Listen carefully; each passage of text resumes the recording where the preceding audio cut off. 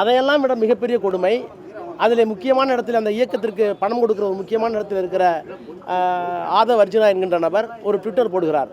அந்த ட்விட்டரில் வந்து நேபாளத்தில் நடந்தது போல் இங்கே ஒரு புரட்சி நடக்கணுங்கிறார். அகில இந்தியாவுடைய வளர்ச்சியே வெறும் 8.5%. ஆனால் இங்கே 12% நெருங்கிட்டு இருக்கு.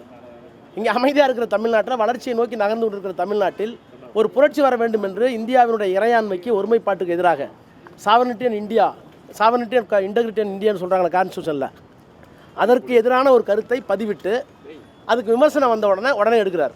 நான் தமிழ்நாட்டு மக்களுக்கு நன்றி சொல்ல வேண்டும்.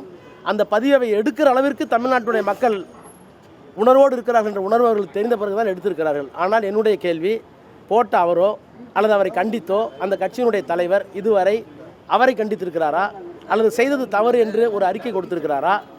எனவே எந்த விதமான அரசியல் புரிதலும் இல்லாமல் தான் தோன்றித்தனமாக, சிறுபிள்ளைத்தனமாக இப்படி நடந்து கொள்வது தமிழ்நாட்டு மக்களுக்கும் தமிழ்நாட்டு அரசியலுக்கும் நல்லதா என்பதை நான் தனிப்பட்ட முறையில் உங்களிடத்தில் கேட்க விரும்புகிறேன்.